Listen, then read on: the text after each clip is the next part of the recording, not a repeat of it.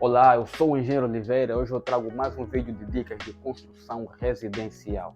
E hoje eu vou falar de 7 pontos a terem atenção na altura de escolher o seu terreno. Isto mesmo, antes mesmo de assinar o bordeiro e confirmar a transferência, antes mesmo de assinar aquele documento belo de compra e venda e passar aquele imóvel para o seu nome. E eu reuni estes 7 pontos a partir das experiências que muitos dos meus clientes passaram. Isto porque há um período existente entre quando você compra o terreno e quando você realmente inicia a sua construção. Então, neste período, várias visualizações de casas, sua cabeça vão passar, várias ideias, vários sonhos vão passar. Então, quando você for para contratar o arquiteto para fazer o seu projeto, só ali você vai notar que realmente algumas limitações que você não pode fazer tudo o que você quer. Então, eu compilei estes 7 pontos para que você não sofra com estes erros e consiga realmente construir a casa que você sonha. Eu vou considerar para os efeitos deste vídeo que você já verificou toda a documentação e o terreno está bem documentado, bem legalizado e pronto para fazer negócio. Número 1, posicionamento do seu terreno em relação ao sol. O sol geralmente nasce a este e põe-se a oeste. Digo em geral porque depende muito das estações. E a sua casa deve se adaptar a estas posições.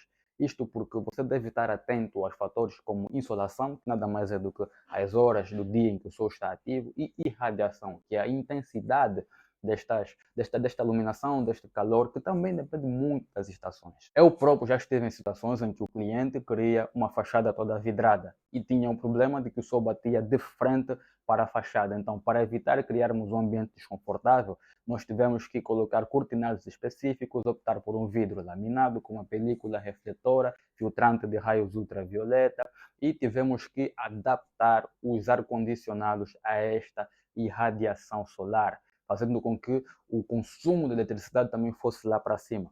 Então, optar simplesmente por colocar vidros já tem implicações diretas na forma como você vai viver e na forma como você vai gastar ao longo da sua vivência nesta casa. Então tenha muita atenção à insolação e à irradiação, ou seja, a posição do sol, a posição do seu terreno em relação ao sol.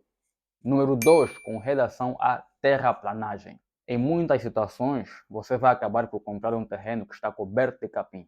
E este capim todo pode fazer com que seja difícil você notar ou se aperceber do real nível do seu terreno. Se ele está muito acidentado, se está inclinado para os fundos, para a frente, para qualquer um dos lados. E essa inclinação pode determinar a necessidade de aterro ou até de estruturas para conter este aterro, esta terra toda que você vai colocar para nivelar o seu terreno, fazendo com que você tenha gastos ainda antes mesmo de construir a sua casa. E isso pode encarecer a sua obra só com movimentos de terra. E caso você não queira fazer este trabalho, você terá que adaptar a sua arquitetura a esta inclinação, fazendo com que tenha ainda assim gastos emergentes com fundação e com estruturas altamente especializadas para poder usufruir ou aproveitar o máximo possível dessa inclinação, ou se não usufruir, pelo menos combatê-la ou torná-la menos notável. Número 3.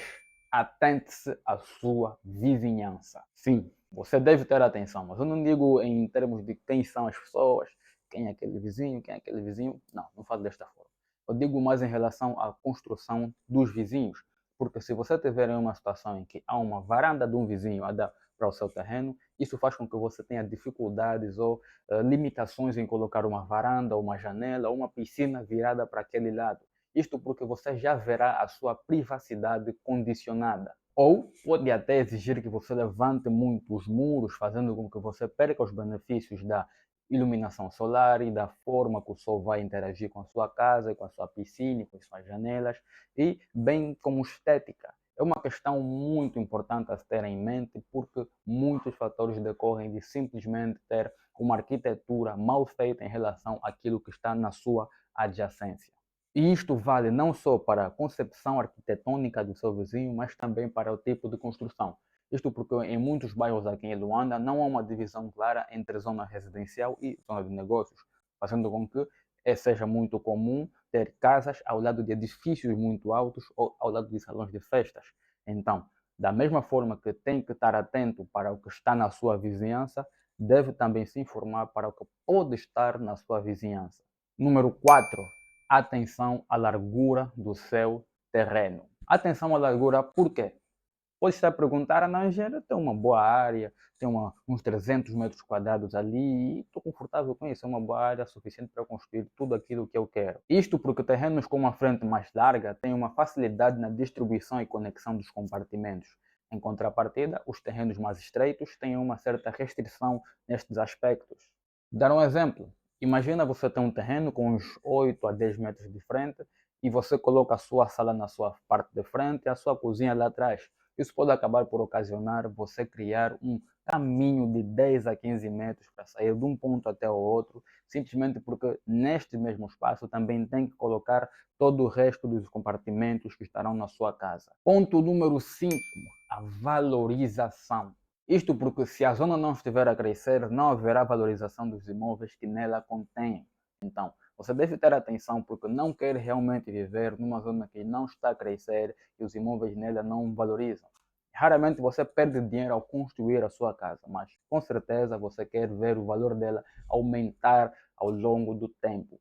Obviamente para aumentar a riqueza para a sua família e não só, caso você decida vender, tem realmente um lucro que pode aí garantir na sua venda. E número 6, atenção à posição do seu terreno. A posição do seu terreno também dita muito a valorização dele.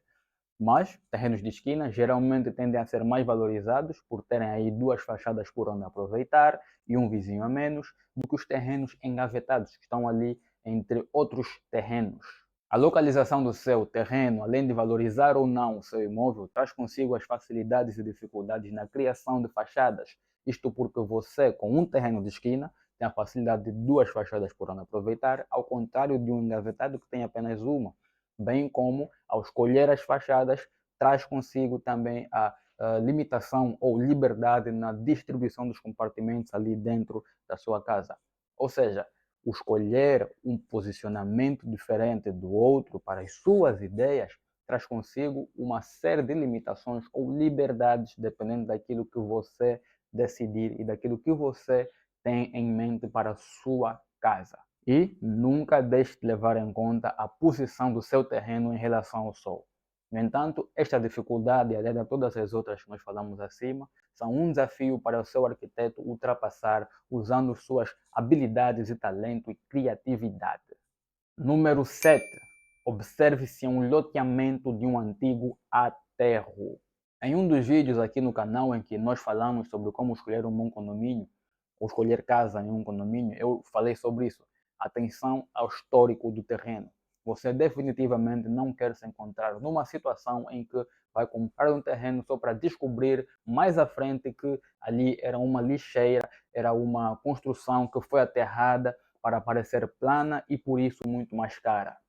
Para que você não compre o terreno com um orgulho imenso de ter conseguido um bom negócio, um terreno plano que não vai dar muito trabalho, para mais à frente descobrir que não vai conseguir construir a sua casa porque o terreno não tem sustentabilidade, porque foi aterrado por cima de lixo ou pedreiras, por exemplo, e bem como dificultar, caso você decida ainda assim avançar, a construção das suas fundações, que são o alicerce da sua casa, tudo que vai suportar o peso da sua casa.